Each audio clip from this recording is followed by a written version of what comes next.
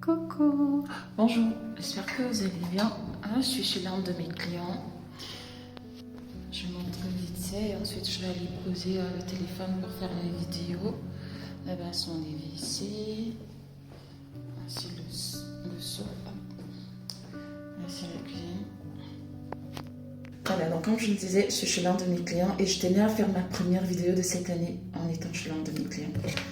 Donc mes produits comme d'habitude. Mes chiffons, mon éponge et bien sûr la serpillère.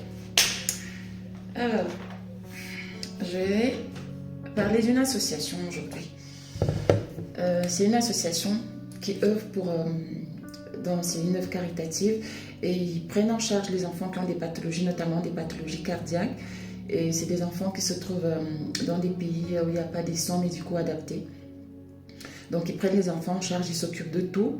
Et donc il y a une dame que je coach d'ailleurs parce que je continue de la coacher. Ils ont pris son fils en charge le mois dernier. L'enfant est venu en France, il a été pris en charge, ils ont tout fait et l'enfant est rentré au Cameroun hier. Donc je l'ai parlé de cette association pour dire merci parce qu'il faut souvent saluer les œuvres, les belles œuvres, tout comme il faut aussi dénoncer quand ça ne va pas.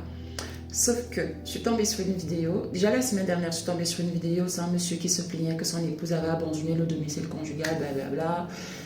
Et je m'étais amusée à aller lire les commentaires et on aurait dit que toutes les femmes, c'était passé le mot, elles disaient toutes la même chose. C'est sûr qu'elle est partie parce qu'elle était martyrisée, elle est partie parce qu'elle n'en pouvait plus. Une femme ne peut pas abandonner le foyer si tout allait bien. Je me suis dit, ok, bon, je connais aussi un peu la victimisation des femmes.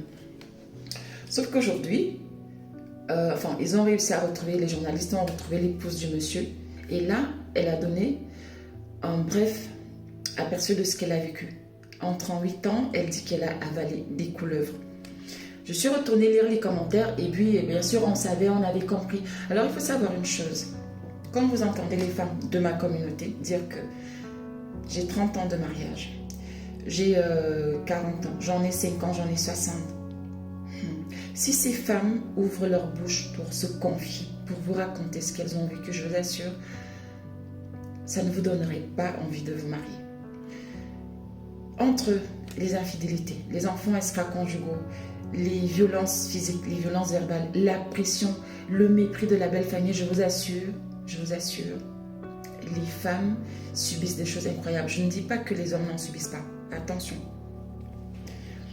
Le message que je te porte aujourd'hui, je tenais déjà à faire cette vidéo justement en étant chez mon client pour te parler du travail, pour te parler du sacrifice, pour te parler de l'effort. Là, on est encore en janvier, donc il y a eu la nouvelle année, on a présenté des vœux. Et j'ai compris qu'en fait, c'est bien beau de présenter des vœux. Mais il faut surtout rappeler aux gens qu'ils obtiennent les résultats des efforts qu'ils ont fournis. Si tu passes tes journées à dormir, à boire, à faire la fête, à faire que faire des loisirs, sache que à un moment de ta vie, tu vas devoir assumer les conséquences de tes choix parce que tous les choix que nous faisons ont des avantages et des inconvénients. Donc, il y aura un moment où tu vas profiter des avantages et puis il y aura un autre moment où tu devras assumer les inconvénients de tes choix. Alors, ceci étant dit, cette année, j'ai vraiment j'ai pu faire de la motivation parce qu'il y a beaucoup de personnes qui m'ont demandé de le faire, qu'il fallait que je partage un peu plus ce que je fais. Et puis je réponds aussi, justement Claudel, docteur Claudel, je voulais aussi te répondre parce que tu as demandé où sont les femmes. J'avais déjà cela en projet. L'idée aussi c'est que je sois un peu plus présente justement pour mettre en avant mon métier, un peu plus que ce que je faisais déjà, mais aussi encourager les femmes à se lancer dans l'entrepreneuriat comme je l'ai toujours fait jusqu'ici. Et j'ai plus envie de faire le coaching individuel parce que ça m'épuise et j'ai même plus le temps pour ça. C'est beaucoup d'implications émotionnelles et parfois les gens, c'est toujours les plaintes, la victimisation. Tu demandes à une personne de faire un truc qu'elle ne veut pas, bref. Donc je vais plus faire des coachings individuels et je vais vraiment plus faire des vidéos pour la motivation. Le message que j'ai pour toi, jeune fille, toi qui tomberas sur cette vidéo, parce que d'après les statistiques de TikTok, il y a plus de 40% des jeunes filles de moins de 20 ans qui me suivent. Non, de moins de 25 ans qui me suivent. Préserve-toi jusqu'au mariage. commencer à avoir des petits copains, c'est-à-dire qu'à partir de 15 ans, tu commences déjà, on te retrouve déjà dans le quartier avec les petits gars du quartier, ça ne va t'amener nulle part, ça va te détruire au contraire.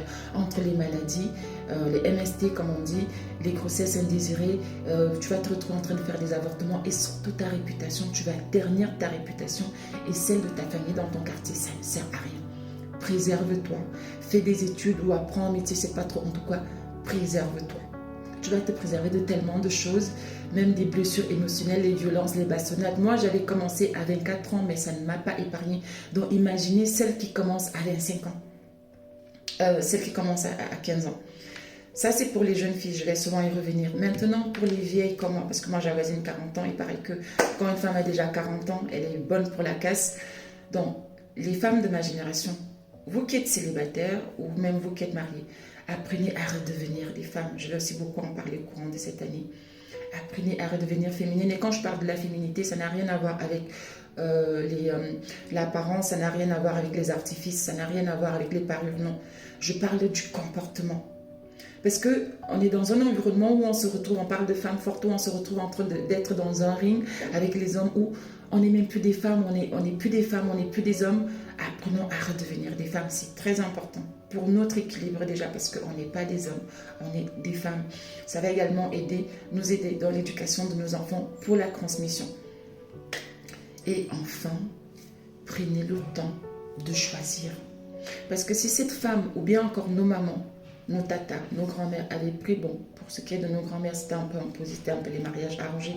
Mais nous qui sommes plus ou moins des femmes émancipées, qui avons la possibilité de choisir, prenons le temps de choisir. Si vous faites un mauvais mariage, si vous choisissez le mauvais partenaire, c'est valable pour les hommes,